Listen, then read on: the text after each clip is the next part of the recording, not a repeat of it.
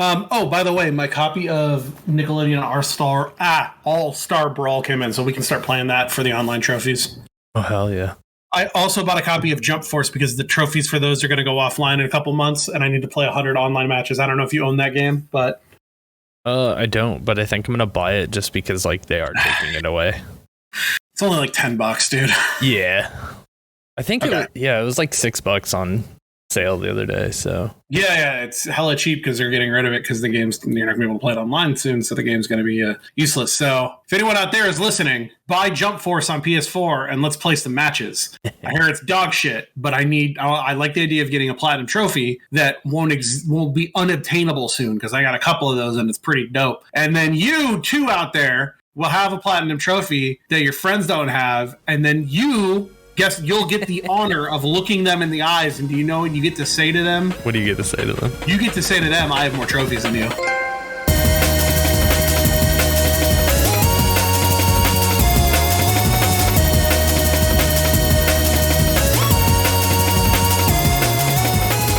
Welcome, ladies and gentlemen, and our friends beyond the binary, to I Have More Trophies Than You. It is a video game podcast about people playing video games and the different ways they play them. I am your host, the 88th best gamer in all of North America on the PSN system, Dr. Ryan.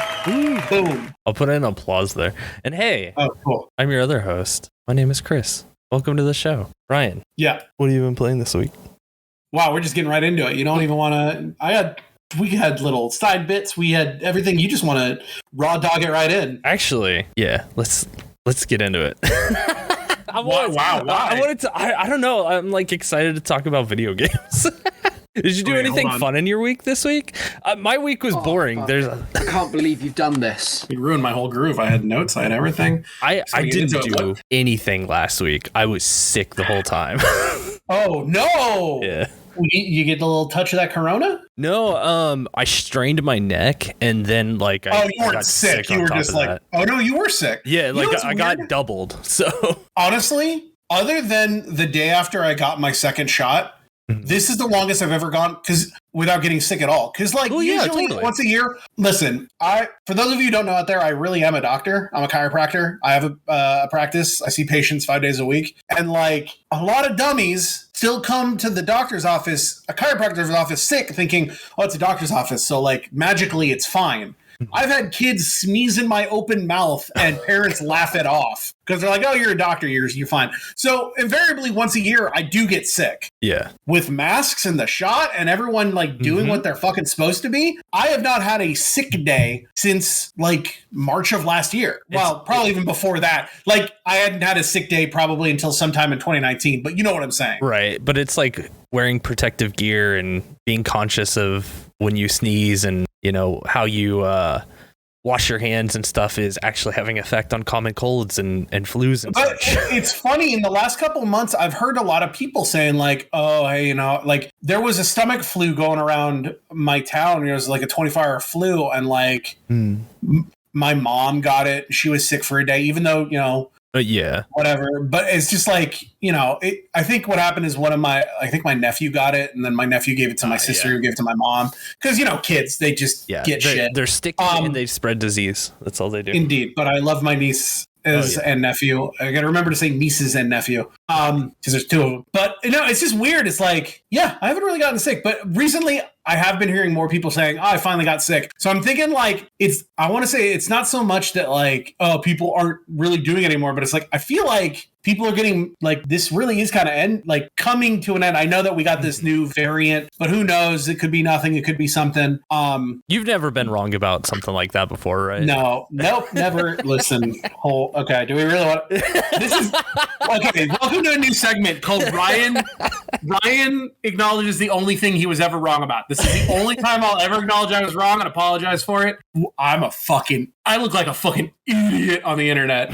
If you don't know, I'm assuming everybody that listens to this knows. Who is listening to this podcast who doesn't know what Mega 64 is? I assume that's our main base. But when COVID was starting over in China, before it really got over here, I was with my friends Mega 64. They were doing their podcast, and they were talking about, you hear about this COVID thing? What do you think? And me, knowing about the bird flu and having had the swine flu and everything in the past, and, paying attention to it, at the time, the medical consensus was, it'll be fine. So my friend Sean was freaking out, as he is apt to do. And he was like, I don't know, and I was just like, don't worry, it'll be fine. It's over there, but they'll take care of it. We'll take care of it. Everything will be fine. I was fucking wrong, but so was everyone else on the planet. That's true. Yeah. I get a lot of shit for it. And so this is the one time, hey, this is an audio NFT. You can have this. Ready? Hey, what's up? It's Ryan. Fuck that one up. Sorry about that. The end. There you go. There's your audio. I just want to start calling sound clips audio NFTs. Audio NFTs. Hey, but you do have to pay up for that one. So if you are going to use it, yeah. If you want to use that, you do want to send me a Bitcoin. Yeah. You don't need them. Just a Bitcoin would be. Just fine. A Bitcoin will be fine. Mail it to me. I don't have a Bitcoin wallet. Just put it in an envelope. Yeah. Mail me a Bitcoin. Lick a stamp to it, send it on its way. You can send it straight to Chris's actual address, which is... Ryan, how can you gotta... Someone's going to show up at my door. This is my favorite new bit, is to just say things that you have to bleep out because it makes more work for you and it makes me laugh. It always gets a good laugh out of me. Hey, but if people are laughing and listening to this, then it's like totally worth it. It totally... What? Did you hear the Horny Alert that I put together for you? What's the Horny Alert? Oh man, it's so good. I'll have to show it to you later. Was it in the last episode? Yeah, it's in the last episode. I usually go back and listen to our episodes so I can see what we worked on. I just have been super busy, so that last week's is the first one I haven't listened to yet. Yeah. So I'll make sure to sit down and listen to it. I got a lot of people telling me that the audio is getting like really better. Good. Yeah, better. When I'm not working. So. When I'm not Johnny Vegas over here playing with my fucking chips like in that one episode, like a fucking idiot. It was fun though. Tell everybody the thing that you told me about the joke you were going to tell. Oh yeah, so here's a little behind the scenes. When I was editing the episode, like, because the coin clacking kept going, and I in my head I was like, I want to put in the description that we shot this live when Ryan shot his portion of the audio in a casino in Vegas, and I was gonna edit in like dealers being like, and that's the house is 21. Dealer wins, and then just you hear somebody in the background be like and stuff like that. Like I was gonna, and then I was like, I don't know if it's like if the joke would come off as too mean or not. So I was like, I'm not gonna worry about it. I would have thought it was hilarious, but it's okay. Hey, listen, I live by a very simple rule, which is if I can dish it out, I got to be able to take it. That's a good rule. That's a good rule. For all the shit that I give to my friends, I'll always play I always think it's funny to play oh wait, what? No, you're not allowed to make fun. But I always think it's hilarious. Mm-hmm. Hey, I'm always for that. Like, I mean, that's the fun thing though. It's like and it's never really like out of you got to make fun of yourself. You got to laugh at yourself sometimes. Like, and sometimes the best way to do that is when people make jokes about, it doesn't have to be mean spirited, but like you can laugh with the joke too. Like, oh yeah, always laugh with, not laugh at. Anyway. So yeah, I was sick all last week. I fucked up my neck, and I had this huge like knot in the front of my neck that was resting on my vocal cords. And so I couldn't speak, and I had a fever and just felt like shit for from Sunday night to Friday. It was awful.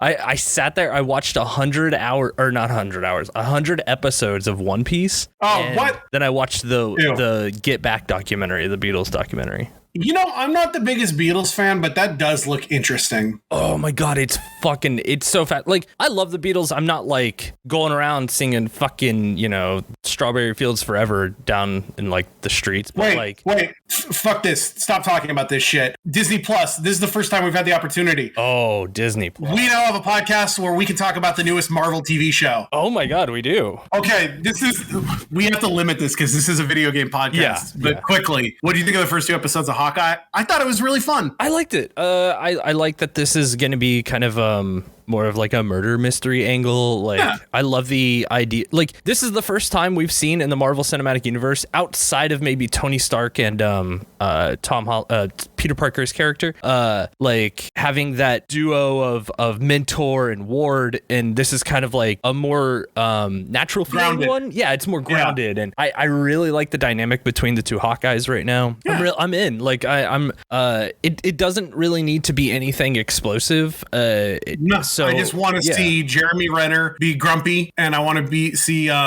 what's her name? What's the actor's name? No. Kate Bishop is the character. What's that name? Haley Steinfeld. Yep, that's it. Steinfeld. Boo-doo-ba-doo-boo. What's with all these trick arrows? And what's the deal with the trenchcoat mafia? Did you see that dog? Shit, no, he was eating pizza. Tracksuit mafia. Shit, sorry. I've been watching I recently rewatched all of the Matrix with a friend of mine who had never seen them before. In getting ready for Matrix the Matrix 4. And really, side note to the side note, really quick about the Matrix 1 and 2, still fantastic fucking movies. Matrix 3 sucks. Really? I like it. I can't, dude. That movie is boring. What I don't like about it is how long we don't spend with like Neo or Trinity. Like there's a lot of time with a like, bunch of friends, characters. And I watched that with a bunch of friends. One who hadn't seen it. One of them was our good friend Jared from Cheap Ass Gamer. And every 5 minutes he'd just go, "Isn't Neo in this movie?" Yeah. He was just like, "Where's Neo?" And it's like there are long breaks of that movie. Yeah. Without Neo, where it's just people fighting squids, and I'm like, I don't fucking care about any of this. Like the Battle of Zion, like it's cool to watch, but like I don't care who lives and dies in it. Like there was no Neo there. It was like 40 minutes of no Neo. It's not the Matrix. Did you include to watch the Animatrix in between one? The Animatrix is not really streaming anywhere. Yeah, you got to get creative. We were watching this on HBO Max that has all three of them. I used to have the Animatrix on DVD. I do not know what happened to it. It's just straight up gone from my collection. So same fucking thing with me. Like I have it. I know I have it, but I have no fucking clue where it is. Don't know where it is. It's fallen into the Matrix. It was all it's the Matrix has it now. Yeah. I did also recently buy a PS2 copy of Enter the Matrix, and I might try playing that really quick before the next movie comes out, just because I remember that game fucking sucked. Anyway, to backtrack to the backtrack. So Matrix 1 and 2, great. Matrix 3 sucks. Hawkeye, great. Can't wait to see more. Can't wait. Like grumpy Jeremy Renner. Also, Jeremy Renner is on a new TV show on Paramount Plus called The Mayor of Kingstown, and it's terrible, but I like watching it because it's terrible, because I want to see what the fuck is going on. Anyway. Hell yeah. Video games. Video game time. What have you been playing? So I've okay. Is it time for the report? Let's do it. Play the music. Platinum report, baby. Our friends, my friends, all friends. Welcome to the Platinum Report. We're all friends here. If you listen to this, then you're a friend. Do we have a name for our audience yet? Like, that's what it should be. It should be friends. Friends? No, that's easy. Like we need a cool or should it just be friends? Like, hey, friends. Trophy heads. No, fuck it. They're just friends. If you listen, no, fuck it. Just friends. So the people who watch us are friends. They're our friends. Hey, friends. Hey, friends. That's how we're going to start opening every show. Hey, friends. I'm the 88th best gamer in all of North America. I'm the 566th best gamer in the world. I did go down a spot because I have been playing a real game, and so I've been focusing on that and not getting like 8 platinums a day. That being said, since last episode, I have gotten 30 new platinums. We are at 956 platinums. Damn, you're rolling into 1,000 already. Well, that's, I think, and I'll get to the end of this, we'll talk about that, but I want to quickly go through the shit I've been playing, and then I want to talk about a couple real games that I finished. So first of all, we got Masked Though Is Together on the PS4 and PS5, which is like a shitty Meat Boy bullshit. We have a game that cost me $0.25 and might be the worst game I've ever played in my entire life, called Violetti Gutie, which is made by the same fucking psychopath who made Lady in a Leotard with a Gun, and there's some other games that are like there's somebody out there that has like the most rudimentary like 3D modeling kit and just keeps making these games that look like absolute dog shit and play terribly, but they're only like 10 cents. Anyway, it sucks. It was hard to play, but I platinumed it. We also got the platinum in Cowley's Treasure, which is like a shitty little Indiana Jones 3D treasure adventure game. Dog shit game. We also got the platinum in 20 Bunnies on the PS4 and PS5. That was a little platforming game where you have to find little JPEG. You have to find NFTs of sexy ladies while you're a block or something. We have got to be the biggest cash grab game I've ever seen. A $1.50 game. You have to, and it's on the PS4 and the PS5, but it doesn't have cross-buy like some of these. You'll notice when I say, like, I got a game on the PS4 and the PS5, that they usually have what's called cross-buy, which means if you buy it on one system, you get it for both. Yeah. They used to do that a lot with the Vita. This one, they do not, but it's only $1.50, so it's $3. It is a video game called The Pig D, and the entire game is putting coins in a piggy bank, and you do that by holding R1. So you just hold R1 for 2 minutes, and you get a platinum trophy. I feel bad doing it, and that game is kind of the reason, and a couple more I'll mention here, is kind of the reason I think I might be going less hard on these shitty platinum trophies next year. We got Sushi Break 2, more break games. We got Would You Like to Run an Idle Cafe? That is a visual novel about running an idle cafe. That's on PS4 and PS5. We got Quick Maths, spelled MAFS, which is a game about doing math. On the PS4 and PS5, that cost $1, I think. And you just press R1 a bunch because you can just skip the problems and they auto-solve and you get a platinum trophy. And I felt like shit playing it. We also got Bowling Story 2 Mark version from Project Summer Ice. That is, of course, once more, our crazy Christian cult friends. Yeah, I was about to say, that's got to be the cult.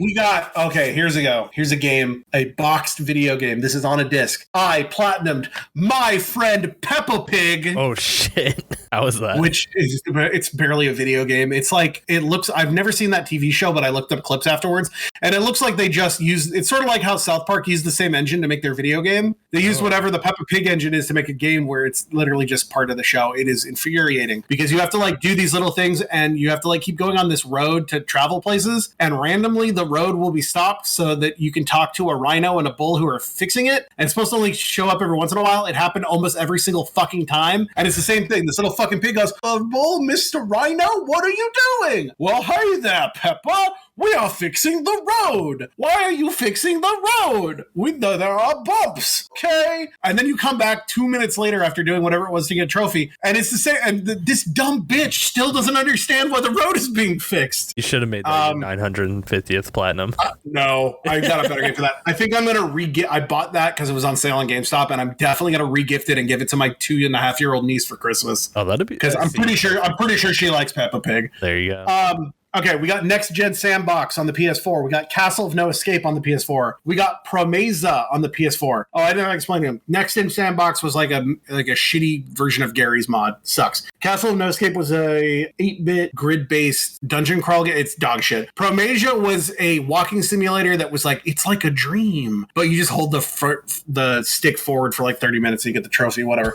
Squad Killer was a little shoot 'em up platforming game. It was dog shit. A good game I got on this list on the PS4 and the PS5 was a game called Blitzbreaker, which honestly seemed to me like I wouldn't be surprised if it was a cell phone game that they ported over to the PS4. And basically the idea is that you have to make it to the end, and anytime you move the stick, you sprint all the way until you hit a wall. So you have to like basically jump around this stage to get coins and get to the end without touching any of the hazards that are on walls. So it's like a puzzle jumper. I don't know a better way to play it. It was fun. No, not a platformer, like a puzzle jumper. It seemed like a phone game, but it was fun. It was short. It wasn't too bad. I got Rcam The Dog Adventure on PS4 and PS5. This was weird. It reminded me a lot of Creature in the Well, if you played that. Creature in the Well, if you ever played that game, I platinumed that a while ago, is like a pinball game, but you're the paddle, and you're a guy with like a sword, and you have to make the ball move. This was like Arkanoid if it was to the side, and you were a dog that has a sword that needs to hit the ball. Huh. And so you got to kill all the enemies on a screen. Like their enemies trying to hit you, and you have a life bar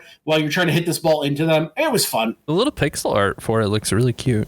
Yeah. I also platinumed. This is a game I definitely want to talk about. It's a weird game. If you are okay paying a little extra money, it's probably cheaper on other platforms, but it's a game called Deer Simulator with 4 E's. It seems very Katamari, like you're a deer who can stretch its neck to hold on to things, and also your antlers can be guns, and you have to shoot buildings to make koalas attack you. It's very weird. I don't know a better way to it reminds me a lot of Katamari or of like Incredible Crisis, of like, it's just weird for the sake of being weird. Like Goat Simulator. It's very much like, yeah, I I have the platinum and all the DLC in the PS4 version of Goat Simulator. Don't fucking, how dare you Don't insult me. Do I have Goat Simulator? Fuck you.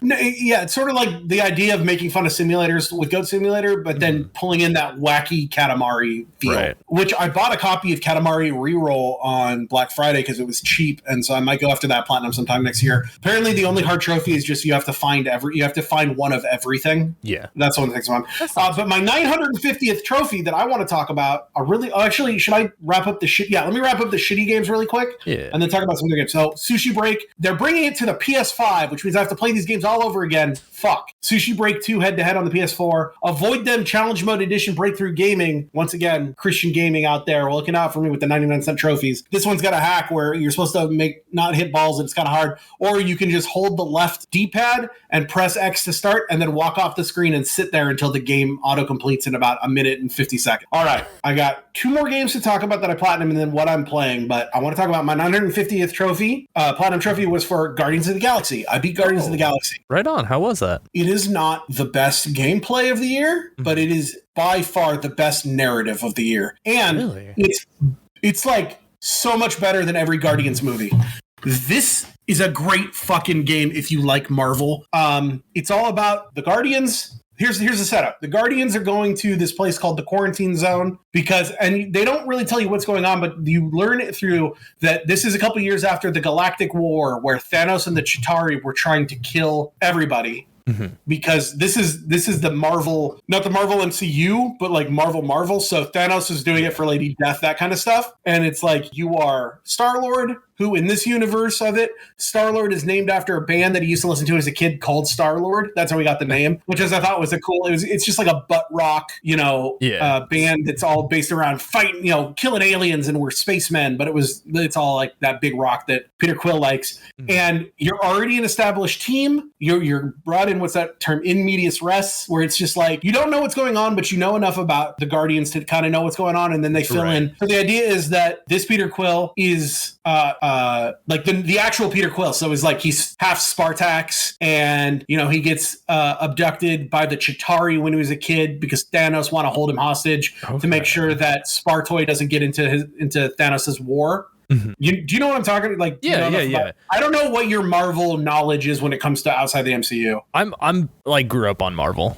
comics. Okay, perfect. I didn't want to assume. I just was making sure. Yeah. So listeners out there, if none of this is making sense to you because you've only watched the movies, that's fine. This is all comic book shit, but it's all good. Anyway, so, he's a Ravager still, and in this universe, Yondu's an asshole, and he's in jail because Peter put him in jail because he was kidnapping kids, and Peter turned on him and went to the Nova Force and said, Nova Corps, sorry. Fuck this guy, get him in jail, and that got him a pardon, and so he's already with Rocket and Groot and Drax and Gamora, and they're the Guardians of the Galaxy, and so the premise is you're going to try and go find some shit to sell in this quarantine zone, which is a zone that the Nova Corps have made to store all the dangerous shit that was they find during cleanup of the Galactic War. So if it's like, we don't know what the fuck this is, we throw it in this quarantine zone. And Peter's like, we need to go in here and find something cool to sell to the monster queen of Snarfnax Set 9, Lady Hellbender, who just likes big monsters, and like, we're gonna go find a monster. And so you go in there and shit happens. I don't want to spoil too much of it, but basically something happens, and now it's the beginning of the game is like just watching the Guardians be the Guardians, and down on their luck and don't really all work together and have to mesh together. And it is a really genuinely good story with good writing and the good character motivation, which is something that the reason I have a big problem with a lot of the Guardians 2 shit is that people are just doing shit to do shit, and I didn't like it. And this is like, they're well written, they're fleshed out, they have purpose, and everything's good, and the story is big and grand. The gameplay is fine, it's not terrible, it's not amazing, but basically when it's time to fight, you just control Peter, and he's got his guns, and then you can hold L1 and you can call up a menu that each Guardian has a couple special abilities, and you can like target a guy and like use this ability, Groot, and Groot's got a couple different abilities that you can upgrade. So it's similar to something like Mass Effect or like Ghost Recon or something. It's funny. It's funny you mentioned that, which I'll talk about in a second. But yes, I get that reference now.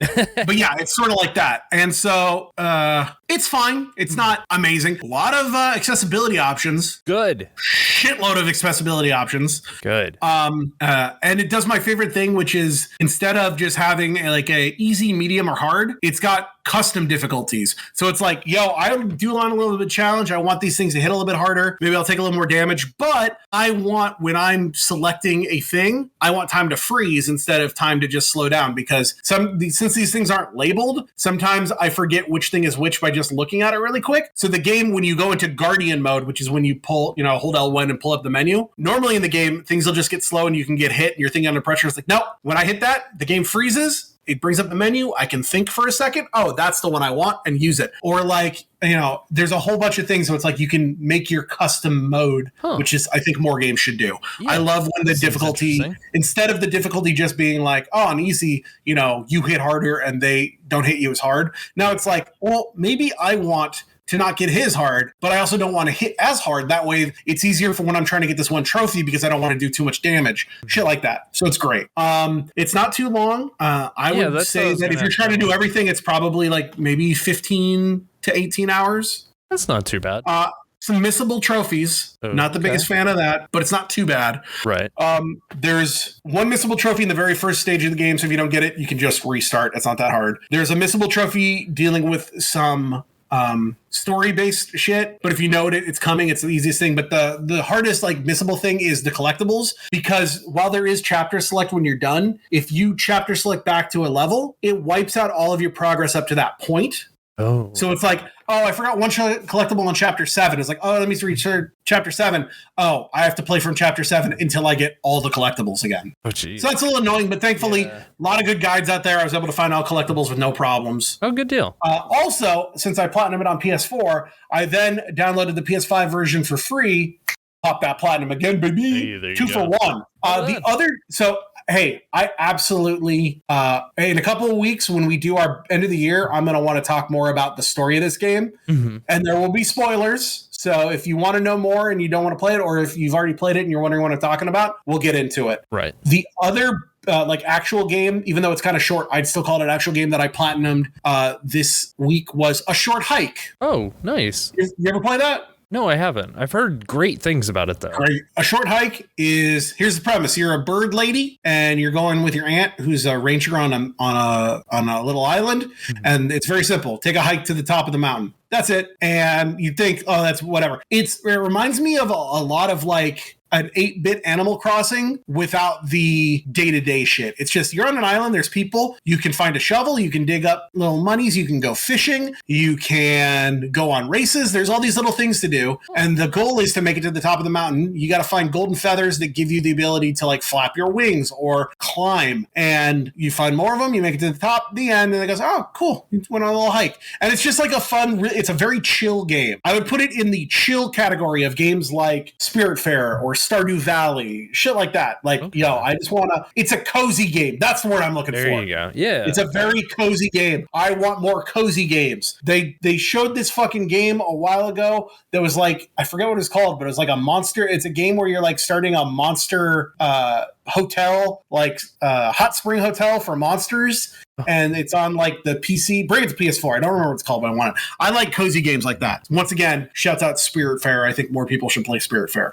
Anyway, those are the platinums I got. And then I started playing, for the first time ever, Mass Effect 2. Ooh. I've never played Mass Effect 2 before. I don't know how far am I in. Enjoying it so far. Here's all I'm going to say about this. I would like to save my thoughts, possibly once I'm done with the next one, and maybe do an episode on the Legendary Collection. Yeah. That's all I'm going to say about that. I really need to play the third one. I've never played any Mass Effect games before. I played Mass Effect earlier in the year. Okay, yeah. I'm playing Mass Effect 2 now, and I'll play Mass Effect 3 after this. And I get why people talk about this game still. Yeah, it's a great game. I really like the first one.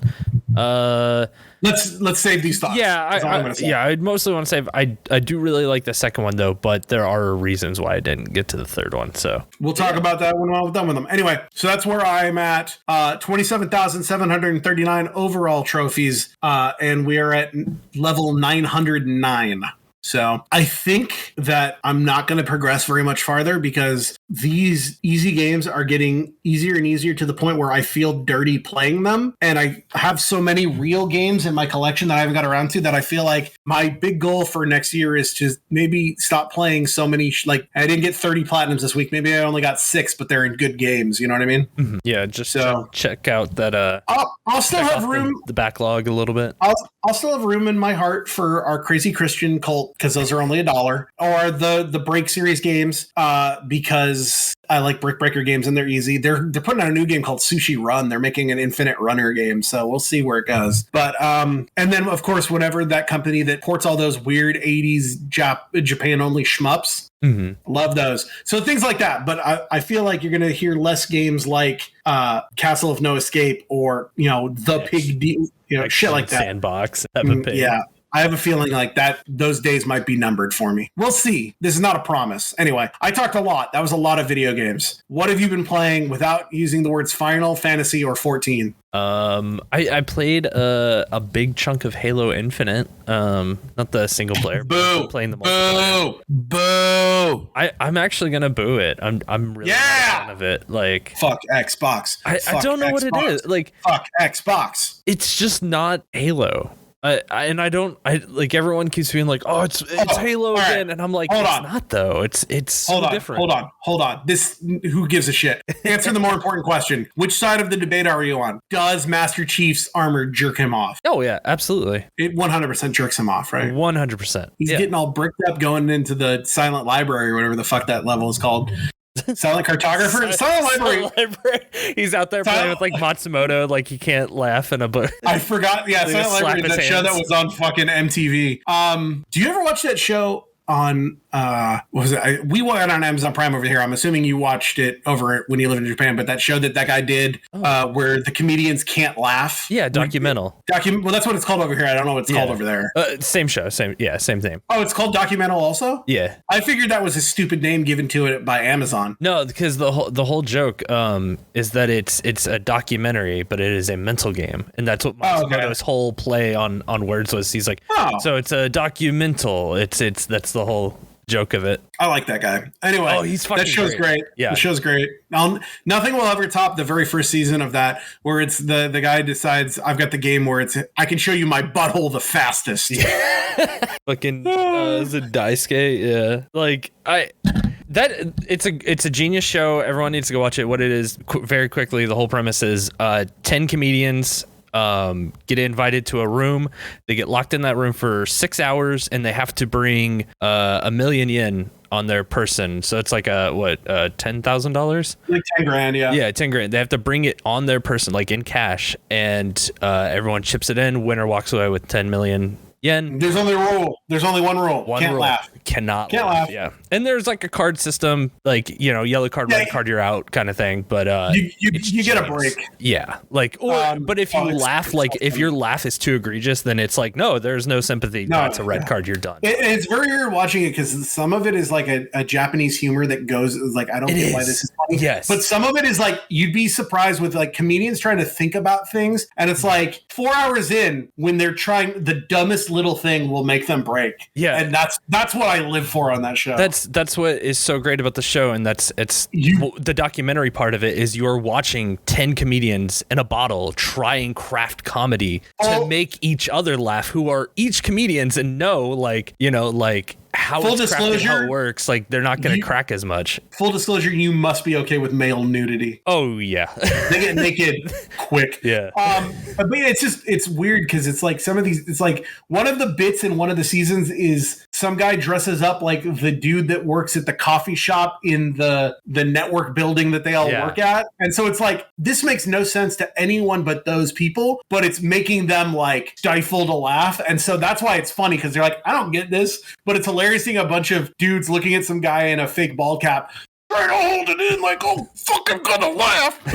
It's a great show. I mean, I think it's on Amazon Prime, by the way. It's on Amazon Prime. It's free to like watch if you got Prime. So, and I highly recommend it. It's one of my favorite shows. And it's like, if you do understand Japanese, you're going to get a little bit more out of it. But it's still comedy at its core, and Japan is notorious for like slapstick comedy and stuff. So there's just basic things that you will laugh at. It made me look more into like what the Japanese comedian scene is, and it's weird is like their whole thing is still like the Lewis and Martin, like the 2-man comedy. Abbott Costello, that like Abbott Costello. I mean the 2-man straight man and funny man routine is like that's still the biggest thing. Manzai comedy, yeah. They all have like names for their groups and all that, and yeah, Downtown's great. I really love I wish they would do more Manzai. They're the geniuses. They're the kings. Koriko is great too. I mean, yeah, like you will find a Manzai group that is your favorite. And it's always fun because whenever you see like, I think it's in the 4th season, they just have both of them in the room. Yeah, we just put the whole team in there. It's like both guys from a group and they try to team up, but it's just like, I don't want to say anything. Yeah, go watch it. It's great. Japanese comedy thing, like that show's great. Also, I found a bunch of, what are they called? Botsu Games? Oh yeah, the Gaki no Tsukai and stuff like that. Yeah. They're all on like Reddit. It's very funny. I enjoy watching comedy shows from other countries. Like I love that, and I love British comedy panel shows. Mm-hmm. Yeah, I love the variety show. Taskmaster, it doesn't matter where you're from.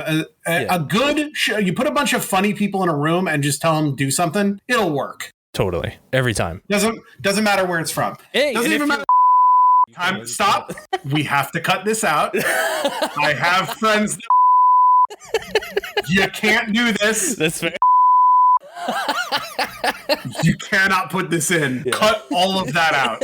Oh. Boy. Anyway, video games. What have you been playing? I played a little bit Halo. I'm really not into it. It doesn't feel like Halo to me. Just give me Halo 2. Just, fuck Halo. I'll play that forever. Fuck that shit. What else have you been playing? I dipped a little bit into Animal Crossing, like the new update and stuff like that. What's new? What's new? Just items, and now there's like 3 seasonal events. I want to say, I think I've said this before on here, but Animal Crossing is the #1 game of I love the aesthetic, but I don't need to play it anymore. Yeah, I kind of wish they would just port the GameCube one, because I feel like that is the most perfect form of that game that is ever going to be, and it got all the Nintendo games. Happen. Yeah. No, I've done it enough. I think Animal Crossing is a thing. It's like I've had my time with it. Plus, this new one will forever be marred. Anytime I think of it, I will think of the beginning of lockdown. Yeah. Like I just want something that makes me want to play it every day. You know, that makes me want to come back to the world. I do. With Final Fantasy 14. Yeah, and Endwalker comes out Friday. Can't wait. The Friday that this comes. Wait, like it comes out today. If we're talking today's speak, it would be. You got to remember that while it's not today, you have to talk like it's today. So do you want to try that? Take 2? Go. It comes Take out. 2? Final Fantasy 14 Endwalker comes out today, but guess what? No, it's already out. Probably it's out. It would be out a couple hours now. Wow, Endwalker's out right now. Chris loves you guys so much that they have decided to stop playing Endwalker to talk about video games. You're not playing it right now, right? You're not. No, I'm not. On me? Okay. You know what's even funnier is that I won't be able to play it Friday. What? Why not? No, it's today. Fuck. Or today. Yeah. Stop fucking this up. I am currently in Phoenix, Arizona. Wait, what? Yeah, that's what's gonna happen. I'm going to Arizona on Friday. No, you're already in Arizona. Oh yeah. Why are you in Arizona? My wife. Fun reasons? Say that again. My wife. Thank you. My wife. She got her work's having a holiday party, and they were like, "Oh yeah, if you don't live in Phoenix, we'll fly you out and pay for your hotel." And they're going to medieval times, and I'm instead gonna go and hang out with Arkwright. So why fucking bring Arkwright to medieval times with you? I don't know if we can. What fucking? I've never been. I don't know what they're doing. I've never been to medieval times, and I bet it would be fun to see once. I think, probably. Also, I feel bad for anyone who has to work at medieval times in fucking Phoenix, Arizona, like in the summer. Yeah, that place better have a big ass fucking AC bill, because I don't want to be in like 3 fucking layers and metal armor, and it's like 100. It's like that's how you kill a person. Yeah, fuck that. Well, although it's gonna be like 70, 80 while I'm down there, I can't wait for this like 24 hours of heat that I'm gonna get. That's a good point. Well, have fun where you are, because you're there right now, because it's Friday, and everyone's gonna be over leveled by the time you get back. Like the game's gonna be you missed it. You missed it. All right, doesn't matter. I think I miss every expansion though, like the first day of it, and it's always fine because there's always an error. Like there, It'll be fine. Yeah. Hey, spoiler, you weren't able to get online anyway. Yeah. Okay. Well, there's video games. Yeah. That's pretty much. What the fuck are we talking about this episode? I don't even remember what we're talking about. We're talking about Spyro the Dragon. Why? Because we. Just kidding. I like Spyro. I platinumed all 3 of them. Did you There's like only one? The third one specifically? Because that's the one like I just don't really. So we're just throwing everything out the window and we're just getting into it like this. Terrible. This show has become unlistenable to. Welcome to episode 10, everyone. Yeah, he's episode 10. Are you still listening? Let me know if you're still listening. Apparently Australia's fucking popping off with the show right welcome now. To the 31st best podcast about video games inside of Australia. None of us are Australian. No. I have a tangential, I guess, link to the Australian podcast scene in that I've been a part of Gaming Cult podcast for a while, which is from Australia. It's true. Wait, where's Gaming Cult? Where do they rank in video games on iTunes? Because is it above spot 31? I actually don't know. You might be competing against yourself right now. It's fine. No one's better competition than myself. Shouts out to my friend Ruby, who is from Gaming Cult. She just got hired by Kotaku Australia. Still waiting on those Snacktaku articles, Ruby. I want that Snacktaku. Spyro the Dragon, the Spyro Collection. What the fuck is this thing called? Is it called the Spyro Collection? Reignited trilogy. Spyro Reignited. I want to just quickly talk about my love for early PlayStation and PS2 trilogy remaster collections. Yeah, the 2 that we've gotten. No, we've gotten. Well, what is the other one we did? We got Medieval 2, which is like, I don't know. Well, that's not a collection. No, but it was like a redo. I never played Medieval back in the day. Maybe like the first level. I did on Black Friday. It was like hell of cheap, so I did pick it up. I might try to play it sometime next year, but like it's fun. We'll get to it. Yeah. But man, no, I'm just like looking at all the things I've done or still have, but it's like the Spyro Collection, the Jack and Daxter Collection, the Sly Cooper Collection, the Ratchet and Clank Collection, the God of War collections, the Metal Gear collections. Like there was a point where the biggest things on the PS3 were PS1 and PS2 games. Yeah, and I want bring that fucking back. Yeah, I kind of love it too, because then it's like you're always gonna have like a playable version. And hey, for their credit, all those collections have been pretty good so far, at least the ones that I have played. Like I've always been kind of surprised. The only one in my mind that could be a little marred is maybe the Crash Bandicoot one, just because fuck the Crash Bandicoot collection, because of what I would have bought that and been all over it if they didn't make it so fucking hard because of the difference in the fucking like lag or whatever you want to the lag input or whatever. But with that being said, we're here to talk about the Spyro Collection. Yeah, and let's go. I want to ask Chris, what is your connection to Spyro the Dragon? Oh, see, I had the first one and the third one for the longest time as a kid. And those were like 2 of the games that I would play endlessly on my PS1.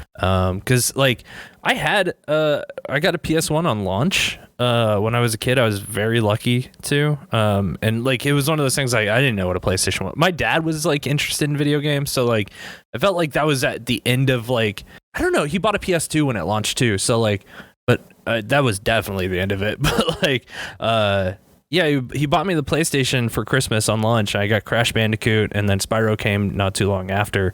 And I always enjoyed it. Like it gave me that feeling of platform collectability, like or like item collection stuff that Crash Bandicoot was doing, but it had this like continuous world. I wouldn't say an open world, but you know, it was like Mario 64, because that it's like, you know, you have a huge hub world and you run around, you can get stars and do things, and then you would go into the paintings. It had a hub world, but it definitely didn't have like, it wasn't that open because you'd still go to levels. Right. So I guess, There were like little paintings. It is more like Mario. or like these would be portals that take you to like Cliff Dragon Town or Worlds. whatever. Yeah. And I didn't own a 64 growing up. Like my cousins had, like my friends always had it, so like I could always play. But like that was my BanjoKazooie, I guess, or like my. It's Mario really 64. funny because you and I had the exact opposite. I had a Nintendo 60. I was 100% a Nintendo kid. Still deep in me, even though my love for PlayStation is now like my biggest thing. Mm-hmm. When you talk about retro, as much as even though I wasn't really not around it as a kid, like I've talked about, I had a friend who had a PS1 and we would play when he would come over and sleep over. I had to sleep over at his house, of course. Mm-hmm. Like I was more the Nintendo kid. And so like my nostalgia as a kid is things on the Super Nintendo, on the N64 and the GameCube. And when it comes to like PS1 and PS2, all of that nostalgia is kind of earned after the point where it's like, I look at a game like Spyro on the PS1, it's like, oh fuck. I do have memories of like, I think I've talked about this. The only time I ever got to play Spyro was to play it at my dentist's office when I was a kid because he had the little PlayStation with the screen and he had a copy of Spyro and my friend didn't. So it's like, that's but like now when I look at old PS1 games that I come and play now, it's like, yes, I might not have played this as a kid, but I have that retro feeling of being a kid. Mm-hmm. But for me, everything was Nintendo. Like Nintendo was my childhood because also I'm how much older than you? Only like 4 years old. I'm turning 36 in a couple weeks. Yeah, and I'll be turning 32 in a couple months. Okay, so yeah, I'm about 3.5. You're about the age of my sister, maybe a little bit older. What year were you born? 90. Yeah, you're 1 year older or younger than my sister. Anyway. So it's like, I remember when I can still have vivid memories of getting my first NES on Christmas when I was 5. So it's like NES, Super Nintendo, and then N64. That's my childhood. And then like GameCube was me as a teenager. Yeah, and then like I think the 360 came out when I was like 19 or 20. So oh man, because I would have been like, that was just entering high school, was that generational switch to the 360 for me. Yeah, the 64 came out when I was like 10 because it came out in 95, didn't it? Yeah, 96, 95? 95, 96, 10 or 11. So it's like, yeah, those early teen years were the 64. And then I just remember getting the GameCube. And I did have the original Xbox because I saved up my money to buy an Xbox by like mowing and doing shit so that I could play. There were 2 games that convinced me I needed to own it. One was Jet Set Radio Future and the other one was Halo.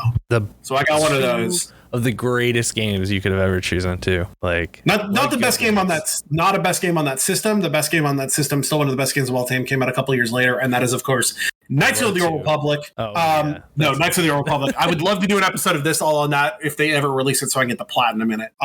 Maybe when they do the remake, we'll talk about that. Dude, they just put out they put out the original on Nintendo 64. Nintendo Switch, and that's it. What the fuck? Like they did a up-res for the Switch, and that is all they put it on. That's weird because it's already out on Steam. I do own it on Steam. So you can just download it there, but it was originally on the Xbox. You're not even going to put it on that, just the Switch? Yeah, there's got to be some kind of PlayStation coming for PlayStation has the fucking rights to the remake, and you're not going to put the original one on the PlayStation? Fuck. It's weird. I'm excited for the remake, but oh, dude, KOTOR's so this is incredibly tangent. No, shut the fuck up. We've never done this. I want your top 10 list right now. Oh, all right, of best games of all time. We're gonna take a second. Easy, I got that. Wait, didn't we just talk about this like the other? No, I don't think so. I think we blasted through them real fast. We're like, what's your top 10 games? I know what my top 10 are. I got them 10 to 1 right here. Actually, I got my top 50 because I did the backlog thing. Okay, so you say yours first. Okay. From 10 to 1. 10 to 1, Jet Grind Radio, or Jet Set Radio for all you non-American folk. We're powering through this. Go.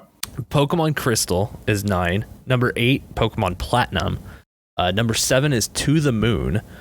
Number 6, Final Fantasy 14. Wait, what the fuck is To the Moon? Is that the game that? Oh no, that's just called Moon, isn't it? The one that's what is To the Moon? To the Moon is like a short, like 4-hour indie game. It's absolutely beautiful. It's about like kind of like loss and dealing with like mental illness, some other stuff. So it's great. It's like PC. Check it out. I think it's on the Switch. Apparently, it's on the Switch. I might download it again just to play it again. It's been a while since I played it, but absolutely beautiful game. Love it. I don't know if you'd call it a game though either, because it's one of those where you just walk around and you like pick up memories, and it kind of like fills in the story for you. There isn't like a lot of gameplay there, I guess you could say, but I love it. Absolutely beautiful game. That's number 7. Final Fantasy 14, specifically Shadowbringers, would be number 6. Then Jet Set Radio Future would be 5.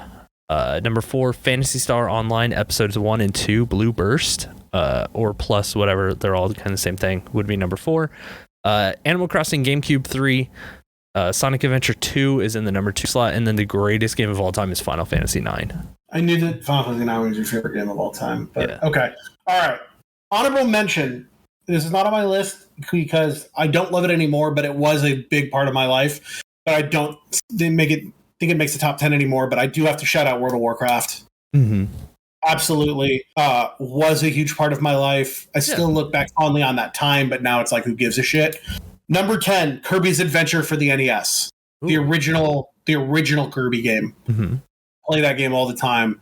Fucking love it. Number 9, and this is where I was like wavering because I don't know which game I want to put on there, but I think if I'm true to my heart and like what is the game that I want to play, it's Advance Wars for the GBA.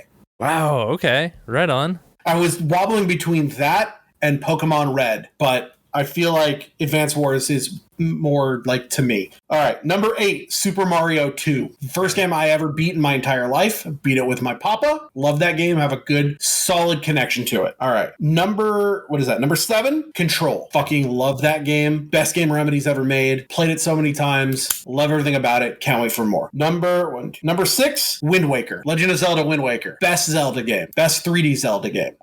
The other one that I was thinking about maybe putting on there over Advance Wars was the Oracle series, because those are my favorite 2D Zeldas, but I feel like Wind Waker is holding it strong. All right, number 5, KOTOR, Knights of the Old Republic, best RPG, best Western RPG ever made. Number 4, Donkey Kong Country, Super Nintendo. Can't fuck with Donkey Kong Country. What a great game. Number 3, Eternal Darkness, Sandy's Requiem, first survival horror game I ever played and beat. First game I think I ever 100%ed that was like multiple playthroughs like that. No, because I probably 100%ed it like Super Mario and BanjoKazooie. So you know what I mean? It's like the first survival horror game I ever 100%ed. So that was a huge like part of my heart. And then number 2 is Persona 5 and number 1 is Persona 4 Golden specific. I really have been thinking about it because people always like, which one do you like more, Persona 4 and Persona 5? And as much as I like the music and the style of and some of the gameplay stuff of 5 more, when it comes down to it, I think Persona 4 Golden is a tighter story, has better characters, and yes, the gameplay in 5 is better, but 4 is more the world I would want to revisit. So there you go. There's my top 10. You know what's funny? What? I'm on Backlogged right now because that's where I keep my like top 10 list or whatever. Yeah. Mm-hmm. I went to your page and looked at your top 10 games as you were reading them off, and I was just seeing if you remembered your own top 10 games. And what is it on there? I haven't used that on I haven't been on that for a long time. The top 4, spot on. Number 1 is Persona 4 Golden. Number 2, Persona 5 Royal, and then number 3, Eternal Darkness. Number 4, Donkey Kong Country. What's number 5? Number 5 and 6, I'll go on and say it's Oracle of Seasons and Ages. Okay. And then you have Saints Row at 7. That's also very close up there. What's 8? KOTOR. What's number 9? The Last of Us Part 2. See, I think that was a split decision because somebody told me to sign up for Backlog like right after I had beat that game and I was still raving about it. And then what was number 10? Was it WoW? Control. Okay. Yeah. And then to be fair, like Super Mario 2 is 11, WoW is 12, and then you have Wind Waker at 20. Damn. I have a problem with that Backlog thing just because I play so many games so quick that it's just like, yeah, what are your thoughts on them? I was like, dude, I don't know. I've played 14 games since then. And then my taste change on a whim. It's hard. I should really make like a top 50, but like the thing is, if you ask me in 6 months, that top 10 will change because then I'll be like Advance Wars. No, it should be, Donkey Kong for the original Game Boy because I played the shit out of that game. So it should be shit like that. Anyway, Spyro the Dragon. This is the Spyro the Dragon. Sorry, we're getting way off. I'm very happy. This is the nostalgia episode. Oh, it is. Yeah, and I think that's to be fair though because like this game is so nostalgic, and I booted up I haven't played the Reignited trilogy at all. Like like one of the ways I was going to go into Wait, what? Then what the fuck are we doing here? No, hang on, because this is going to make sense. Because when we first talked about doing this episode, we were going to look at it versus like the old game and kind of like how it plays into that nostalgia, right? And I actually ended up just booting up the Reignited trilogies just because I was like, well, I want to check it out because, you know, I played the Crash Bandicoot one like pretty thoroughly when it came out, and I never really gave the Spyro one a chance. Holy shit, what a good fucking trilogy remake that is. Like, it's great. It is literally holy shit, it is so good. It's the exact games, and it feels just like it should too. Like, it's and they do that great. thing I love where there's a button where you can make it look like the old games. Is there really? I haven't even realized that yet. Oh my god, yeah, I'm gonna. I think you touch the touchpad and they look like the PS1 versions. I've got to check that out because oh my god, like I seriously spent all day playing it just because I was just like, oh yeah, I want to just see how it is. I thought you said you hadn't played it. You just said you hadn't played it. No, I have now played it. Is what I'm saying. Oh, okay. Yeah, because like I can't put it down. Like I'm like it is, and it's burning this like hole into me where I'm like I just want to like complete it and just like I don't move on to the next world until like I've completely 100%ed everything in the world that I'm in, like, and it's fun and it doesn't feel like it's gonna be very long. Like I think 4 hours got me about halfway through the game. That's like fully 100% all the way up to that 4 hours, like the third, fourth world-ish, and it's so like super chill. Like it's such a great game. What's also great, and to go fast forward a little bit into trophies, all the trophies in these games are really simple. It's just do everything at the end. Yeah, and that's what I assumed it would pretty much be, because like I figure you would tie all the like weird trophies to like all the skill points that you could get. No, there's not really any weird trophies. It's literally just like some of the trophies in the later games have that, but like in the first game, it's literally just, hey, if you do everything you need to get the 100%, you'll get all the trophies. So nice. Like I'm glad because I was gonna ask you like because I do know that this is you know one of what? those I take it back. That, I take it back. There are a couple like miscellaneous things, but they're small. Sorry, go ahead. What were you gonna say? Because I was gonna say this game does kind of extend on some things with specifically the skill points, just like really like weird things that you just need to do. Like one's like burn a flower in this specific level, and it's like you just kind of have to find that flower and like use your little flame power on it. But it's like I could see them if it's like if that's just what the trophies are, then like this should be a cakewalk. Like it shouldn't really be all that bad, especially just knowing that like comparing the Crash Bandicoot one to this, I feel like this game just works so much better because everything's kind of already a flat surface. There's everything's a little bit more wider because this is, I would say, closer to like Mario 64, like BanjoKazooie than it is like it's definitely not as collectathon as a Banjo. Like but I think it's getting there. Does everyone? I don't know if everyone knows what the name, like the word collectathon means. We might have some fans that that's true, old school gamers like us, but there used to be this idea of the 3D platformer called a collectathon, which the idea was that there are levels where you need to collect basically stars like in Super Mario, but BanjoKazooie is the thing that I think of when I think of collectathons, because they had the jigsaw pieces and the notes and the Jinjos and it's every level has a bunch of different things to collect. It really, like, collectathons kind of hit a apex with Donkey Kong 64 where there were way too many collectibles and it got and then they kind of came out. Ukulele was like kind of the reemergence of that, but that game can suck my dick because it starts Ukulele or the Impossible Lair. Both of them. Ukulele sold itself as we've remade BanjoKazooie, but we made our own, and it's fun. And you go, yeah, I bet it is fun. And you play the first level, it's like, wow, this is fun. And then you play a couple more levels, and you're like, wow, fuck whoever made this game, because the controls aren't very responsive. And they want you to do pinpoint accuracy shit. Yeah. You're collecting so much bullshit. And also, here's these little mini games that are fucking hard for no reason. And the game plays like shit. And I'm already in, so I got to do it all. And it's just like, I don't remember BanjoKazooie ever being this fucking archaic.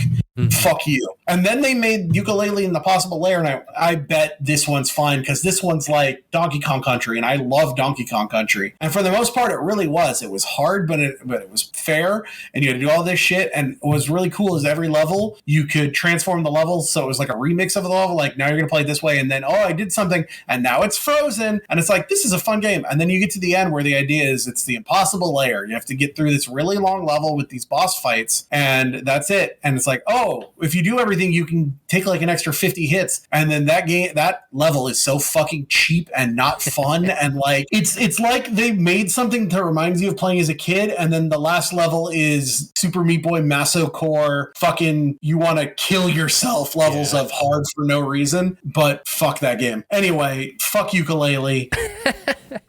Sorry, but I wouldn't call Spyro a collectathon because it was always like, at least playing it through here. Like I said, I only ever really played the first couple levels of the first one a couple times, but here it's like there is things to collect. It's like every level has a number of gems and it's got some eggs, and you have to get to the end in every one. That's it. Yeah, and it's like the dragons. That's it. There's all the levels. There's 12,000 gems throughout the entirety of the game. You have to get every gem in every level. You have to get 80 dragons, which is the dragons are the levels. Like at the end, you free a dragon, and then there's 12 dragon eggs, one in each like hub world or whatever, right? And so it's not that hard. There's only one type of level in this game that's actually quite hard, and that is that the auto flying. There's all these hubs. It's the auto flying. Yeah. So it's like you have these levels which are basically, they're not really that. Some of them are kind of open world where it's like go around and collect, but some of them are quite linear. Yeah. And it's just like, hey, you're on a level, go do something. And then there's a boss at the end of each hub world, and it's fun. But each level has these auto flyers where the idea is that you're in a big open area and you're flying, and you can fly up and down, and it's like you have a time limit to do all these different tasks. But to get everything on a level, you have to do them all within like 3 minutes. And the controls, hey man, they remade the PS1 controls and they are not good. So auto flyers are the only part of that game where I went, I'm not having a fun time. The rest of it, real fun time. I was doing one of the auto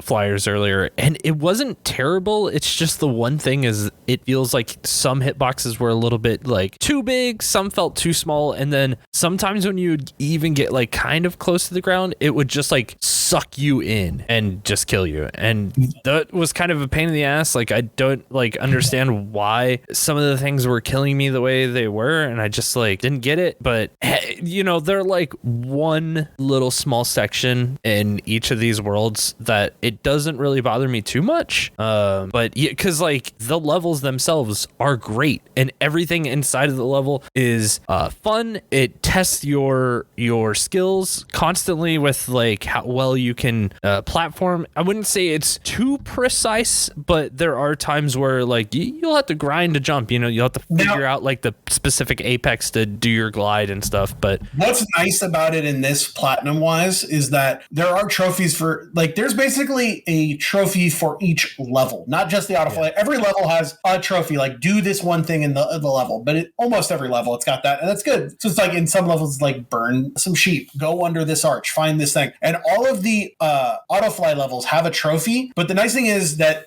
if you do all of the tasks in a level, it's usually like break these 3 things, collect these 4 things, whatever, and then each you do all that, and you've 100% of the level, and you don't have to do those all in one run, except for this one trophy where you have to do it. But most of them have a trophy. Like there's one that's like do everything in a level without landing. But the thing is, you've also got this time limit that's annoying. What happens is after you've auto 100% of the level, if you go back and do it to like do these trophies, they take the timer out. So there is a way. Nice. Yeah, there is a way to basically make it a little bit easier, because it's like if you got to do all this shit in 3 minutes and deal with this everything you have to do, it's fucking tough. But if you can take the timer out and you can take your time and plan it out and pause to think about things, it is a little bit easier. They're still kind of annoying, but they're a little bit easier. No, that's not too bad. Like, I was really blown away with how well they use space in the game. Yeah. Like every level, like if there's a way that you can get yourself onto a specific ledge or like an open field kind of thing, there's probably a reason for you to be there, and there's probably something there for you to find.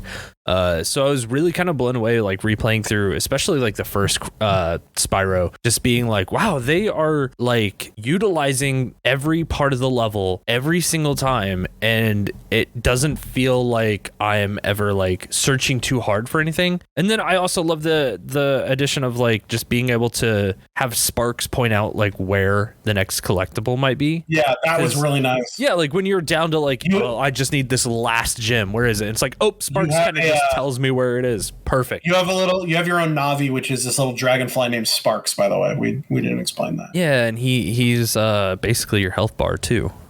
I really like looking back at these trophies, like actually reading them again and remembering. I fucking loved it. Yeah, every trophy in this game, except for like the big long range ones of like collecting everything. All of the trophies in this game are every level has a trophy. It's some miscellaneous thing you can only do on that level, and so it's like it was really like remembering how I did this. It was really fun. It's all right, go into a level. Okay, I need to find everything. I need to do this level, and then at the same time, there's this one specific task to find, and it was really cool to see those trophies pop like a checklist of done this world, done this world, done this world, done this world, done this world. I really, really like that. And I wish more games like this did that of, you want to do these, fine, put one trophy on each level to make me look forward to doing something on each level. Yeah. And honestly, just even going through and like pulling up my guidebook to just be like, okay, this is what I've done in each level. And it says 100% next to it or whatnot. Just even like trying to find all the skill point things. It wasn't even that bad because it's like, oh yeah, I'm in the level, like I'm doing everything. It doesn't feel like it feels like the Banjo and Mario 64 like type collectathon games, but without just being too much. Like it is just enough in every single stage. It's just enough in every hub world. It is just like I never felt overwhelmed playing it, and it's like not even that hard of a game on top of it. That I'm just. Are we talking about just one still, or are we talking about all of them? Well, all of them kind of. Well, I mean, the second one does like get harder for sure. The second one was definitely the hardest out of the three. I don't know why. I'm looking back at my times to complete these, and like the first game I got done, I think in a day. Like. Yeah, all in the same day. I started playing at 10 o'clock in the morning, and I started playing at 7 o'clock in the morning, and I completed the game at 8 o'clock that night. Like, I just apparently spent a Saturday doing nothing but playing this game. And then the next game, the second one, it took me 3 weeks, because I think I played it and got annoyed and then came back to it later. Damn. And then the third game took me a couple days of playing off and on. Yeah. So it's like something about 2, I don't remember what it was, but something about 2 pissed me off. It's just like when it with the second one, there's a lot of jumps because they add that little like flutter at the end of your jump. That's what it makes jumping different. So much harder in that. Or like not much harder, it's just they do make harder platforms, like harder platforming sections because of it. And I personally don't mind it too much because I still think that Spyro 2 is probably the better game. And Spyro 1 is such a comfy time. Like it is such a comfy game, and then again, like then you move on to the third one, and the third one is the only one where I'm just kind of like it's great. It's more Spyro. It kind of makes me want to play it again because it's just a part of this remake trilogy, and I always just go back to playing them on my PSP Go because I have all 3 of them there. And that's but what if you played them on the PS4 and got 3 platinum trophies? That's true. One of these trophies is a milestone for me. I'm pretty sure. Was this one of the free like PlayStation Plus games ever? No, unfortunately it was not. Okay, because I know I got it on PC for free. And that's Spyro 2 Ripto's Remorse was my 6,000 overall trophy. So Spyro is in my personal trophy case. Trophy milestone. We've never really gone over that. Can I take a couple seconds to go over my milestones? Yeah. Okay, really quick. The first trophy I ever earned was Dead Presidents in Saints Row the Third. The first platinum I ever got was Kingpin, which is for platinuming Saints Row the Third. My 500th overall trophy was in Guacamelee. My 1,000th overall trophy was in The Binding of Isaac Rebirth. I hate that they do this, but on this site, your 1,300, my elite trophy was in Tom Clancy's The Division. My 10th overall platinum was in My Name is Mayo. My 1,500th overall trophy was in My Name of Mayo. My 20th overall platinum was The Division. My 2,000th overall trophy was in the Fallout 4 Nuka-Cola DLC. 30th platinum trophy overall, Plants vs. Zombies. 2,500th overall trophy out of nowhere in Injustice 2, and that's a Randy Orton reference. 40th platinum overall, Injustice 2 World Destroyer. 3,000th overall trophy was in The Escapist, the Christmas DLC. 50th overall trophy was for a game called Serial Cleaner. Hey, you should play Serial Cleaner. It's a fun little indie game about being working for the mob and cleaning up murder sites before the cops can find out. Oh. So you gotta like clean up all the blood and hide the bodies while the cops are there searching for evidence. That's kind of cool. It's kind of fun. 3,500th overall trophy was in Batman the Telltale series. 4,000th overall trophy was in Far Cry 5. 75th overall platinum, Father and Son, God of War. 4,500th overall trophy was in Assassin's Creed Syndicate. 100th platinum, golden completed Persona 4. 5,000th overall trophy. You know what? I'm going to skip the overall trophy shit unless they're cool. 125th overall platinum, Diablo 3, Reaper of Souls. 6,000th overall platinum was a platinum for Ripto. 150th platinum was Persona 5 Dancing. 7,000th overall trophy was the platinum for Amnesia Collection. 175th platinum, Tom Clancy's The Division 2. 8,000th overall trophy was who cares? 200th overall platinum, Days Gone. 225th overall platinum, Observer. 9,000th overall trophy, the platinum for Graveyard Keeper. That is a really fun game if you like Stardew, where it's not only are you farming, but you're also in charge of a medieval graveyard, and you have to like embalm bodies, or you can turn them into zombies to work on your farm for you. 250th overall platinum, Borderlands 3. 10,000th overall trophy was the platinum for Indivisible, made by my friend Mariel. What a great game. 300th overall platinum, Control. 350th overall platinum, Persona 5 Royal. 400th overall platinum was the platinum for WWE Legends of WrestleMania. 15,000th overall trophy is called Hack the Planet from Saints Row the Third Remastered. Yeah. 450th platinum, Sid Meier's Civilization 6. That was a hard platinum to get. Fastest platinum of all time, Marvel Spider-Man Remastered, because as an auto pop, it took me 1 second. 500th overall platinum, which was 11 months ago, Cyberpunk 2077. 550th overall platinum.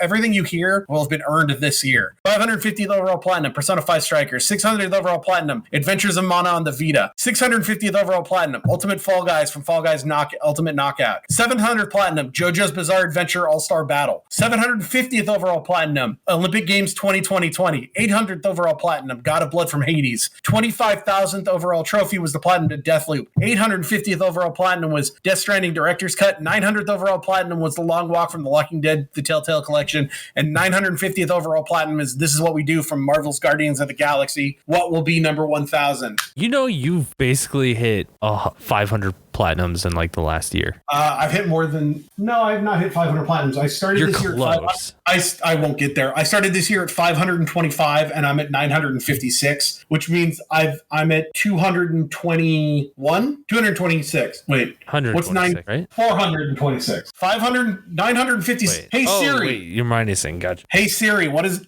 956 minus 525? 431 platinums for the year. I'd have to get 69, but I would hit 1,000 in the middle of that, and I want that to be something special. Yeah. I have a couple ideas. Dude, there's been nothing to do. Like, COVID, it's been a problem. That's true. That's true. When COVID started, I was at platinum number... What the fuck was I at? All right. When COVID started, what do we want to call that March for when it hit us? Yeah. March of 2020? Yeah. Do you remember the date? March 15th. Okay. If I remember correctly. Let's assume that, because then the last platinum I got would have been Bucket Night on March 9th, and then I didn't get another platinum until let's say the first platinum of the quarantine was Far Cry 3 Classic Edition. What platinum number was that for me? Let me tell you right now by doing a little math. So if we look at this, if we say that the first platinum that I got in quarantine on March 18th was Far Cry 3,